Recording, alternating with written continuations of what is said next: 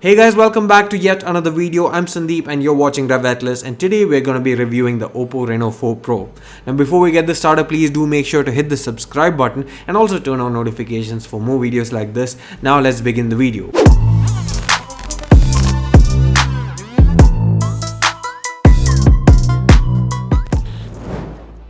So as with most of our smartphones, let's talk about the design first before moving into other aspects.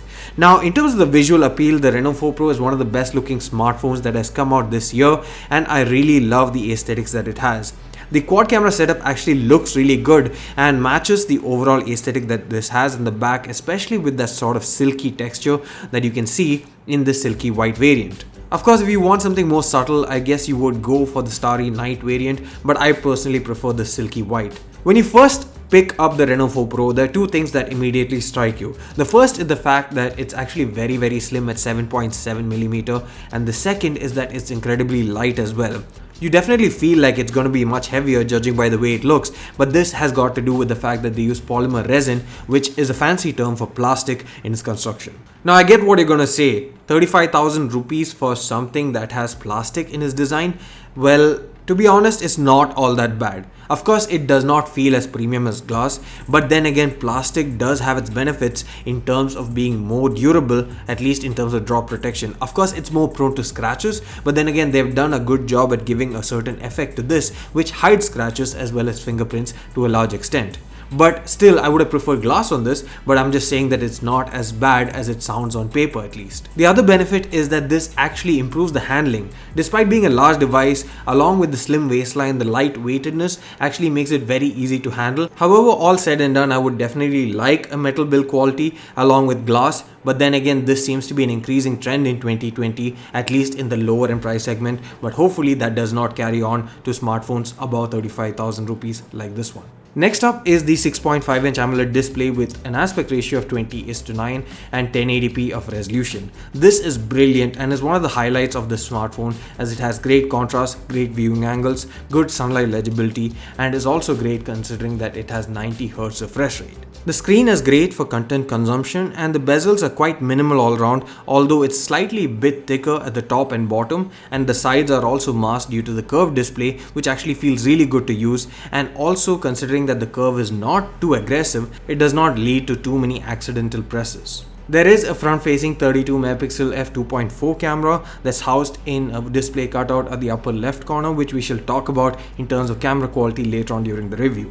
Thanks to the fact that this has an AMOLED panel, this also has an in-display fingerprint scanner and is one of the fastest ones that we have seen, along with the likes of Vivo, OnePlus and other BBK group implementations. This is excellent in terms of the accuracy, in terms of the unlock speeds, and you also get face unlock as a backup. Aside from the two different color variants, the Reno 4 Pro is available in a single 8 plus 128GB storage variant, and it comes with a Qualcomm Snapdragon 720G chipset, which to be honest is more of an issue than the actual plastic build quality.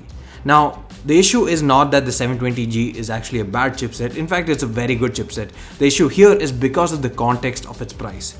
At 35,000 rupees, I definitely would have expected to see a 765G or at least a 730G chipset. Now coming to the actual performance, the 720G is not bad. It's just that people who are paying 35,000 rupees would expect a better chipset to be put inside it, and you do notice the difference when you're doing heavier tasks such as gaming, video or photo editing, etc.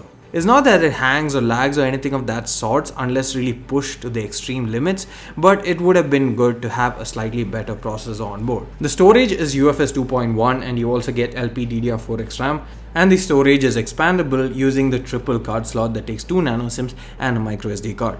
In terms of audio, you get a single bottom firing speaker, and although the experience is mono, you still get decent volume output and the overall quality is good. What's also worth noting is the fact that you still get an audio jack, which some people will appreciate, especially in 2020. Audio quality over the headphone jack was pretty good. It had good loudness and we were also able to drive higher impedance headphones with ease. Coming to the camera setup, this has a quad camera setup that comprises of a primary Sony IMX586 sensor, which is a 48MP half-inch sensor with 0.8 micron pixel size, and by default it captures in 12MP of resolution with pixel binning. Now the quality of the primary camera is pretty good, and while the colors are at times a bit oversaturated, we were still pleased with the output most of the time. The only slight issue was the inconsistency. Now it has become better with updates, but there are times where the results varied between two different shots that you take with the primary camera. So at times the shots tend to be a bit out of focus, or they seem to exhibit a bit of shutter lag or faulty edge detection, especially in portrait mode. Now this is something that could constantly be improved with software updates, so I'm hoping that it will do well, considering that when it does work well. However, the same can't be said about the macro camera as well as the wide angle camera, both of which are not all that great in terms of the image quality. Like the primary camera, the front facing camera also is of good quality and good looking selfies. Coming to the battery life, the 4000 mAh battery is pretty good for an entire day of use for most people, but if you're a really heavy user, especially with 90Hz setting, you might have to charge it before the end of the day. But then again, this comes with the 65-watt SuperVOOC 2.0 charging, which is incredibly fast, and 0 to 100 takes just over 35 minutes. And that's really impressive, and most of the time 15 minutes of charge will give you enough to last you through the rest of the day. Overall, the Reno 4 Pro is actually a pretty good device, but one that is priced a bit higher than I would have expected. While I'm still fine with the plastic build quality, the SoC that's being offered is actually a bit underwhelming at the price point, and while the inconsistencies in the camera performance can be ironed out with software updates, the SoC is something that you can't change.